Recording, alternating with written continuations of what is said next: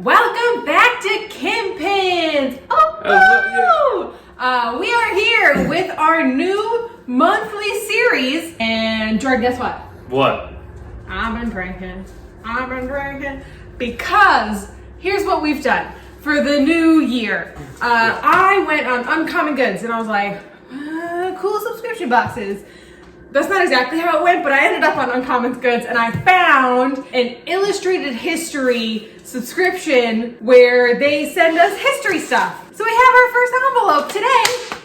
Yeah. And I'm feeling very inspired by Drunk History and by Bailey Sarian's Dark History. And I don't know if this is dark. I literally have no idea what history is in this envelope. But I figure we'll throw a few back to Jord. Hey, Jord.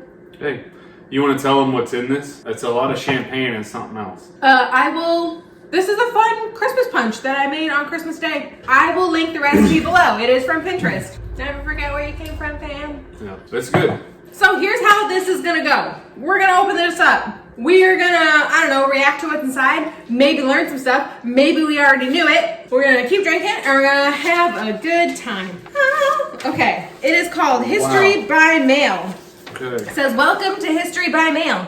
We are excited to welcome you to our community of history enthusiasts. Oh, that's me. You will receive a monthly envelope containing a replica of historical document. Keep an eye out for this in the middle of the month. Every 4 letters will explore a different theme, such as World War II, inventions in space, yada, yada, yada, You are joining a movement of history enthusiasts around the world who, instead of learning about history from a book, are learning directly from history. Are they all also drinking? So that's up first. Look who we got. Annie effing Oakley. Okay, so Annie, What's get your up, gun. girl? Oh wow, this is Annie Oakley, America's representative lady shot. We knew that. For 11 years, next to Buffalo Bill, the attraction with the Wild West, the wonder and talk of the American exhibitions, London '87, Paris Exhibition '89, Horticultural Exhibition London in '92. 1892, not 1992. Yeah. The World's Fair, Chicago. Oh man, the World's Fair. Wasn't that like... That was the shiz. Well, I mean, we weren't there. We weren't there, but like the way it looked was like... So Miss Oakley has appeared before all the royalty and nobility of Europe, including their RH, the Prince and Princess of Wales, before whom she has given fine exhibitions. I am really stoked that this is... I'm Stokely. Oh, good Lord. I'm really happy that it's this, like, first. So and this not, replica that they've sent us, because that's part of the shtick. We're going to learn about history. They're going to send us replicas of, like, actual pieces of history. So this is a letter that Annie Oakley sent to President McKinley in April 5th, 1898.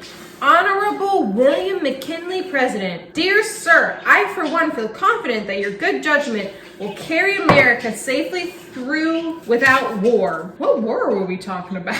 So what you're reading right now is what Is this. is on that. This part. Yes. But in case of such an event, I am ready to place a company of 50 lady sharpshooters at your disposal. Wow. What? That would be so dope. That would have been cool. Every one of them will be an American, and as they will furnish their own arms and ammunition, will be little, if any, expense to the government. Very truly, Annie Oakley. What a boss ass. Awesome. That is awesome. I did not know that about Annie Oakley. I didn't either. So she we are wrote learning the president. things. So what? Oh, the Spanish-American War. Okay. Well, that's what that was going to be my... That tracks. Historical. So, with the letter from Annie Oakley to President McKinley, dated April 5th, 1898, Annie Oakley was one of the famous Americans at the end of the 19th century. The most famous Americans. And is considered by many historians to be America's first female entertainment star. Well, I knew that from the musical, right? Annie, Get Your Gun. I mean, she was everywhere. Doing sharpshooting, displays and putting on shows and stuff like that. She would perform in traveling shows around the world. So as President William McKinley deliberated whether or not to declare war on Spain, Annie wrote the enclosed letter, the one that Kim just read, to the president, volunteering her services and the services of 50 female sharpshooters. I like how she's like, nah, they're gonna be ladies. Yeah. They're gonna be dope. And that they were gonna bring their own arms and ammunition. So that's really cool, right? She was like, hey, we got you, and like She's like, let's not go to war, but in case you do, me and my ladies, all 50 of us, with our own guns and ammunition, America, we got you. We will come. That's awesome.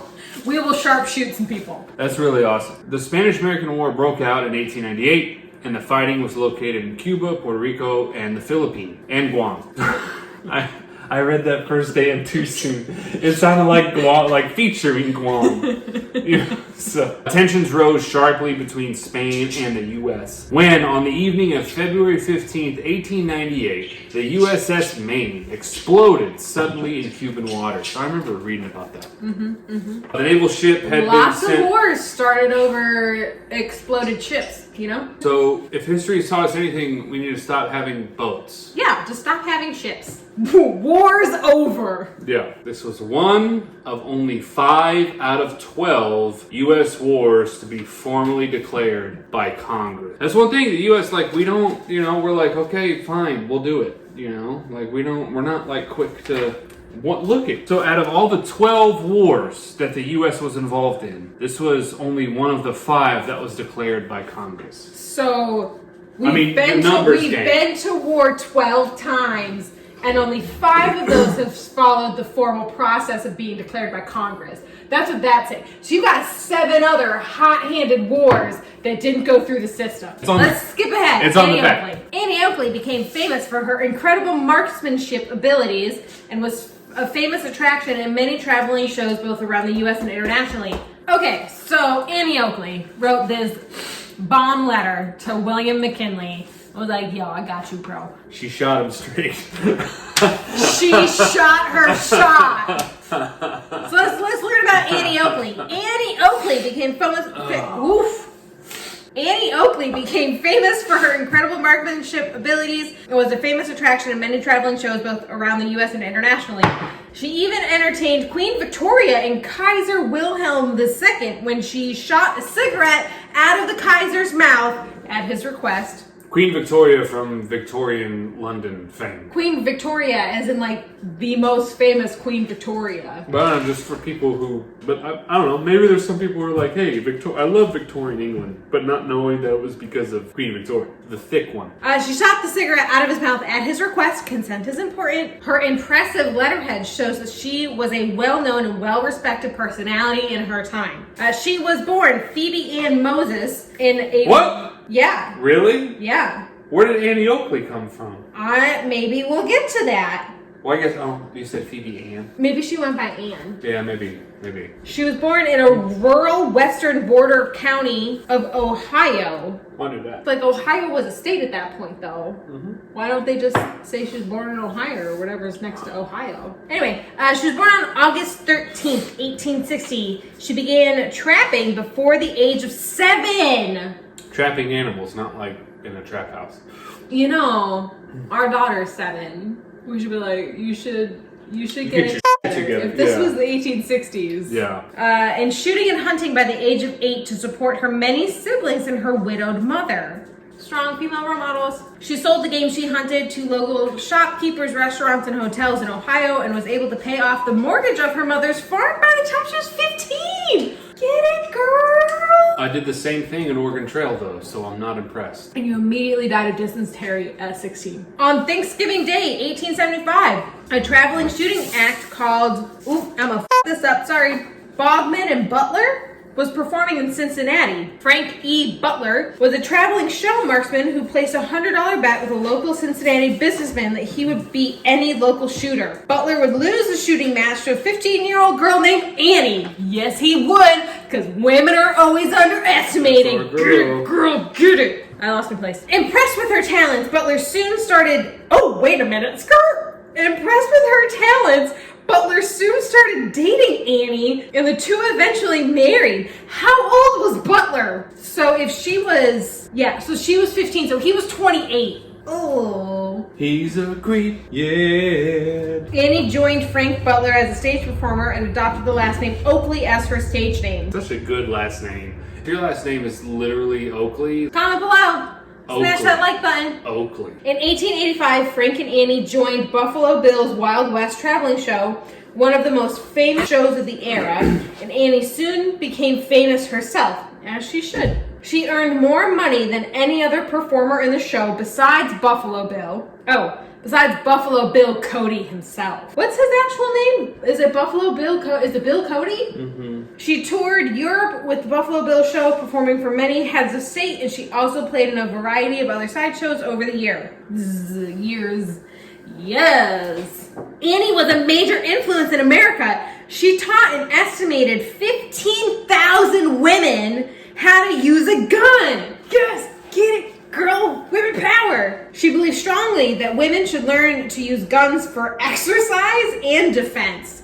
Exercise. I bet carrying all that ammunition and stuff. So I'm sure back in the 1880s, all of those guns and ammunition, that was a good, squats workout. Yeah? Carrying your game home, just slinging that deer over your back. Could be good exercise. She said, I would like to see every woman know how to handle guns as naturally as they know how to handle babies. What a true American, right? Annie Oakley was a key influence on the image of the American cowgirl and was also a star in one of the earliest films in history. Cool. Buffalo Bill was a friend of Thomas Edison, who had built the world's largest electrical power plant designed specifically for the Wild West show. Wow.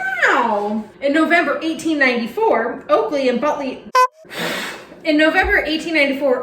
Butler performed in Edison's film shot on a kinetoscope called Little Sure Shot of the Wild West. What's a kinetoscope? So a kinetoscope was a thing in the early days of film. It was just a little film strip that was in this big cabinet, and you would put a penny or a nickel in, and you'd look down. Oh no, it was probably a little winding camera. Yeah. That's what they put the little porns on. Yeah.